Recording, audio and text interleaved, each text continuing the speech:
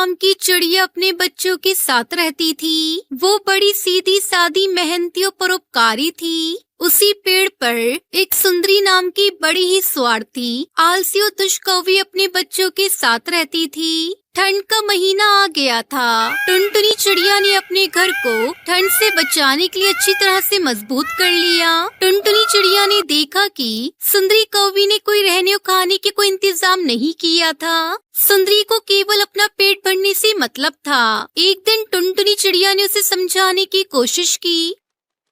सुंदरी, मेरी बात सुनो, तुम्हें आगे के दिन के लिए कुछ करना जरूरी है। ठंड आ रही है, बच्चों के खाने पीने की सुविधा कर लो और घर को भी ठीक ठाक कर लो। अरे टुनटुनी, मेरा काम तो पूरा रहता है। मैं तो समय पर अपना काम करती हूँ। ठंड को आने में अभी बहुत वक्त बाकी है, तब तक तो मैं सब कुछ ठीक ठाक कर लूंगी। अभी मैं तो चली मायके की गली।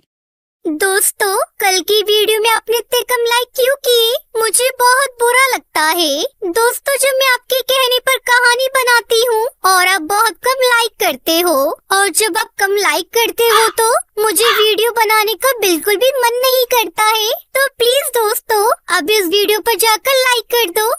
इतना कहकर सुंदरी कौवी उड़ती हुई अपनी मायके चली गई। उसके दोनों बच्चे घोंसले में पड़े थे। कुछ घंटे बीत गए। सुंदरी के एक बच्चे की तबीयत खराब हो गई, जिसका नाम कालू था। वो रोने लगा। मम्मी, कहाँ गई मम्मी? मेरे पेट में बहुत दर्द हो रहा है। तभी उसकी बहन लूसी कबूतरी उससे कहती है, चुप हो जा भाई, मम्मी आती ही होगी। वो आएगी, तुम्हें दवा खिलाएगी, तुम ठीक हो जाओगे। चुप हो जाओ ना मेरे भाई। टुनटुनी चिड़िया ने जब अपने घोंसले से सुंदरी के बच्चे के रोने की आवाज सुनी तो उससे रहा नहीं गया।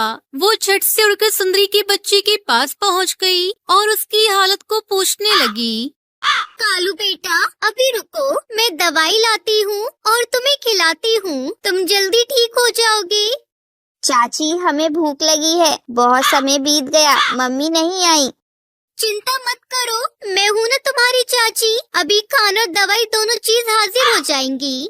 टुनटुनी चिड़िया झट से उड़ कर गई और उसने दवाई और खाने को फल लेकर आ गई। उसने बीमार बच्चे को दवा दी और फिर दोनों को खाना खिला दिया। दोनों बच्चे फिर खुशी से झूमने लगे। चाची, आपका खाना तो सचमुच बहुत अच्छा है। आप बहुत अच्छे हो। प्यारे बच्चों, तुम दोनों भी बहुत अच्छे हो। अब आराम से बैठो, जब भी कोई जरूरत हो तो आवाज दे देना। शाम हो गई, लेकिन सुंदरी कौवी लौटकर नहीं आई। सुंदरी कौवी के बच्चे की तबीयत फिर से खराब हो रही थी। चाची, आओ, मेरे पेट में फिर से दर्द हो रहा है, बर्दाश्त नहीं हो रहा। टुनटुनी झट से उड़कर बच्चों के पास पहुंची।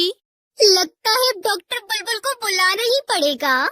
वो उड़कर गई और डॉक्टर बुलबुल को लेकर आ गई। डॉक्टर बुलबुल ने सुंदरी के बच्चे की पूरी जांच की और इलाज करने लगी। वो दवा देकर चली गई। रात हो गई, सुंदरी कभी नहीं आई और टुनटुनी चिड़िया वही सुंदरी के बच्चों के पास उन्हें खाना खिलाकर बैठी रही। साथ ही साथ वो अपने बच्चों का भी ध्यान रख रही थी। उसने पूरी रात अपने बच्चे सुंदरी कौवी के बच्चों का पूरा ख्याल रखा। सवेरा होने के बाद सुंदरी कौवी वापस आ गई। तभी टुनटुनी चिड़िया ने सुंदरी कौवी से कहा, सुंदरी, तुम रात को घर क्यों नहीं आई?